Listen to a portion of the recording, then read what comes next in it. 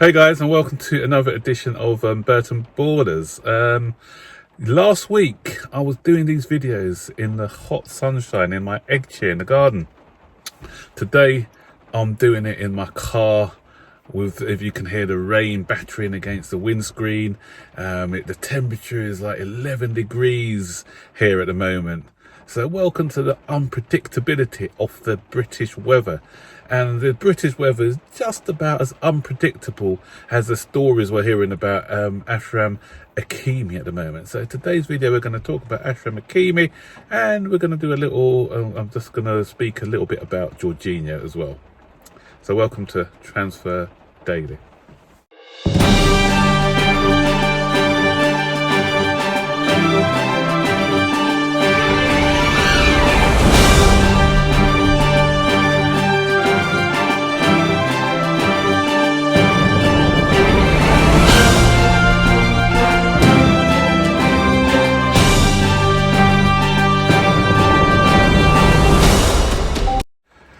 So guys, will he or will he not? Is he joining Chelsea? Is he joining PSG? That's the question. Every day you open your newspaper to a different story. 1 minute he's close to signing for Chelsea. The next minute he's close to signing for PSG. But what is the reality? What is the truth? What is going on with the Hakimi deal? Right. I don't have any information. There are loads of people out there who supposedly have contacts or in the nose, quote unquote. But I'm not claiming to be one of these guys who has any sort of contacts. But I'm just using a bit of common sense here.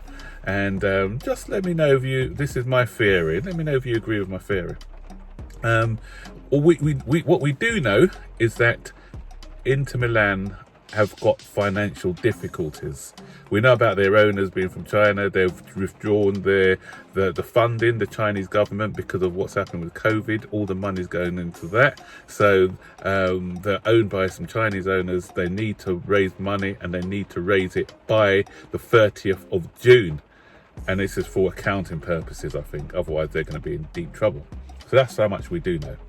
So why are we hearing sometimes he's close to Chelsea and sometimes he's close to Inter Milan? I think these stories are being leaked by the Italian press, and the Italian press are getting their information from Inter themselves. Because if you notice, a lot of the news about Chelsea is coming from Di Marzio, who works for Sky in Italy. Sky in Italy is their sort of mouthpiece, just like Sky in the UK. So in Paris, we're hearing a totally different story. In England, we're hearing some slightly conflicting stories as well.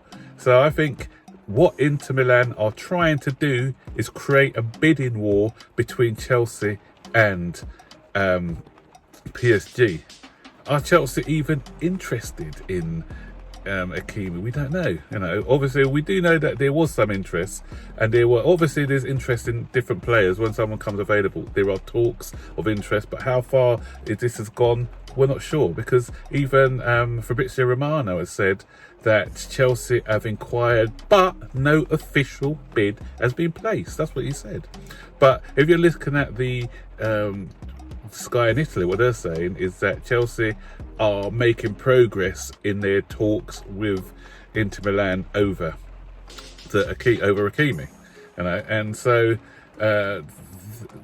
Inter Milan's stance is 80 million. We want 80 million. We don't want players in exchange.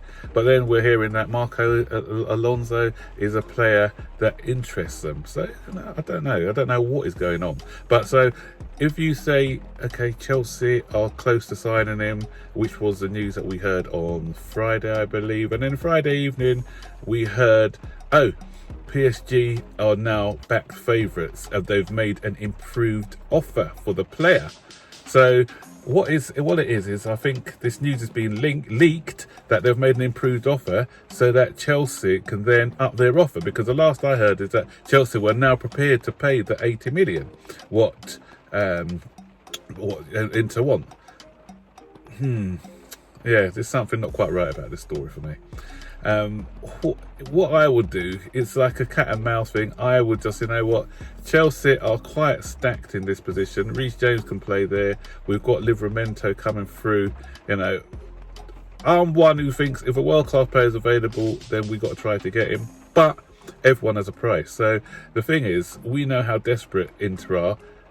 Let's just sit back a bit and wait. Let's just say, you know what, we'll wait and see what PSG do, because maybe PSG are not even in for him or interested in him. PSG have probably got their price as well, what they want to pay. You know, I don't think PSG is going to go up to 80 million either. I don't think Chelsea are. So let's just wait and see what happens. You know, Inter Milan are going to be getting desperate. So I think 60 million at the most would get this guy, you know. So I don't think they're going to get the 80 million that they want, but they're playing a clever game at the moment.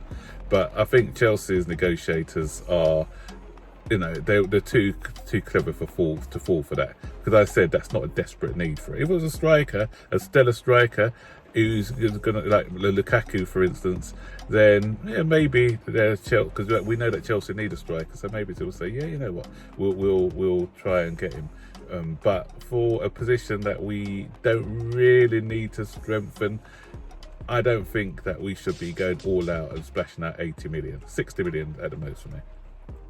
So quickly, I'm going to go on to this Jorginho situation, because there are some of our fan base who think that he's overrated, and there's some who think he's underrated.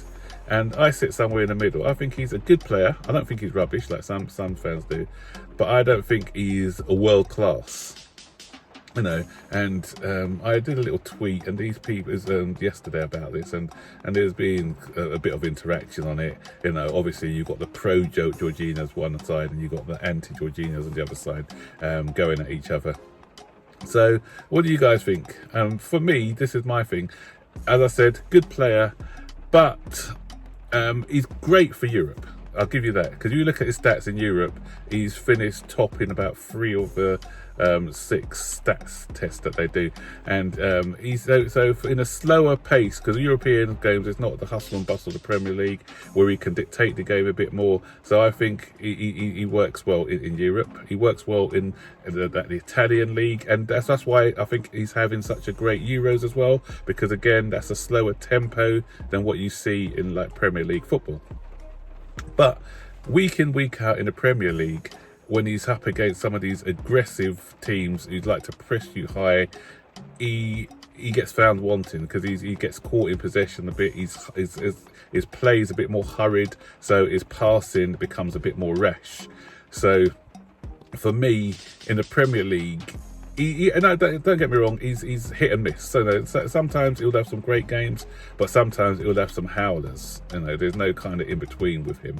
And but to put him in as, you know, I'm hearing some people saying legend and one of the best midfielders to play for Chelsea. No, he's not in that category. You know, if you look at it in the past, would he have got in to Chelsea ahead of Makalele? No. Would he have even got in ahead of Essien? Nope. Even Mikel does exactly what Jorginho does, but he had a little bit more physicality, and he wasn't sort of bullied off the ball that often, you know, but his passing and everything else, keeping the game ticking over, getting the tempo of the game right, was exactly similar to Jorginho. So I think because of his extra physicality, that I think Mikel would get in ahead of him. So even someone, if going back further, like the likes of Sadroki and Robert, will remember a guy called John Bumstead. John Bumstead kind of did that ticking over role at Chelsea back in the day when I was growing up.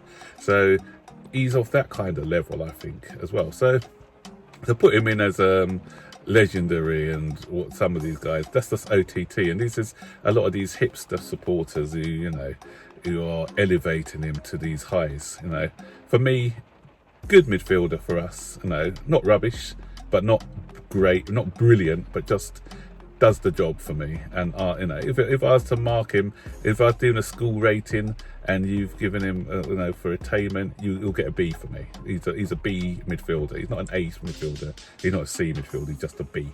So what do you think? What grade would you give him if you were to rate this guy as a midfielder? Would you put him in the legendary status as some are doing?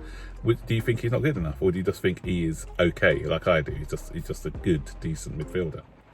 So those are just 2 stories for today. Enjoy your day, and I'll speak to you later. Bye bye.